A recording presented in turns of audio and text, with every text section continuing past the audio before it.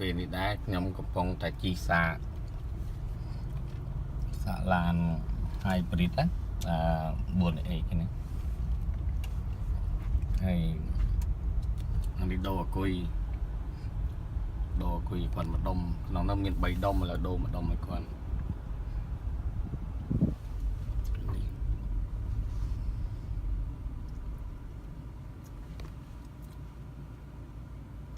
នេះវល់ក្នុង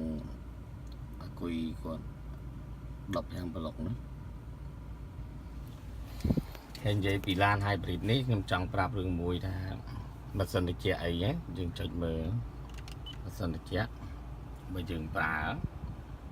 យើងដាក់ធំអង្សាណាដាក់ធំ70 temperature ហ្នឹង70នេះមិន70អង្សាទេ70 Fahrenheit ขนาดនៅស្រុកគេណា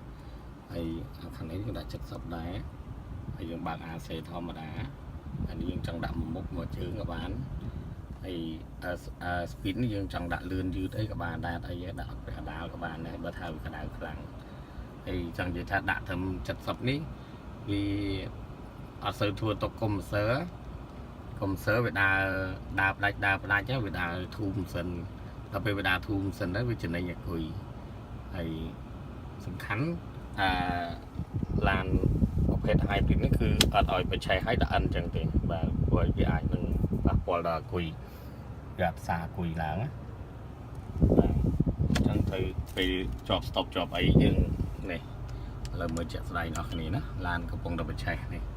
បើយើងដាក់ដេវាចេញសញ្ញាអញ្ចឹងចុះវាសាអគុយវាចេញសញ្ញានៅក្រង់ថាសាអគុយអីហើយដល់ពេលយើង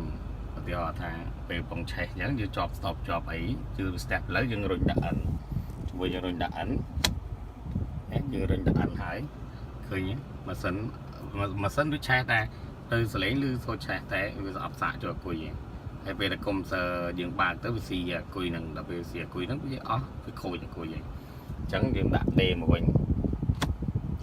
ដាក់ដេមកវិញមកនេះដាក់ដេមកវិញឃើញទេឃើញវាឆេះសាកចូលអគុយឃើញបើសិនយើងដាក់ NU គឺតម្លាក់ដល់1កម្មតម្លាក់ដល់1កម្មអានេះនៅស្រែកលោតសញ្ញា hybrid លើតែអានេះឥឡូវវាឆេះសាកវិញវាអត់តាន់ស្រែកទេចឹងបើសិនយើងបន្តដាក់ NU នេះទៀតវាស្រែកហើយអញ្ចឹងណាឥឡូវវីដេអូហ្នឹងខ្ញុំចង់ណែនាំតែប៉ុណ្្នឹងទេប្រើម៉ាស៊ីនត្រជាក់ដាក់ធំ70ហើយបើប្រើឡាន hybrid យើងឈប់តាម stop ឬក៏ស្ទះផ្លូវកុំដាក់ជួសុខចិត្តជន់ប្រាំងហើយនៅពេលហ្នឹងក៏នៅដេហ្នឹងក៏បានឬក៏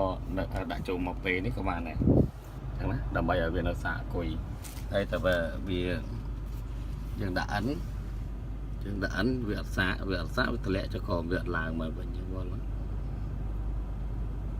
គេអានេះ 4AX វាមាន15ប្លុកចឹងទាំងអស់15ប្លុក 4AX ឥឡូវនេះកំពុងតែធ្វើឲ្យគាត់ណាឃើញទេដល់ពេលយើងអត់ដាក់អិនទៅយើងឆេះសានតិចមើលឡើង2កម្មវិញហើយតែឡើង2កម្មវាឆេះសាកគ្រប់ឡើង3កម្មវាផ្ដាច់ធម្មតាអាហ្នឹងគឺធម្មតាវាអត់បញ្ហាខូចតែបើយើងរៀនតែដាក់ NU នេះខូចហើយតែចង់ប្រាប់ប៉ុណ្ណឹងណាអរគុណបានអញ្ចឹង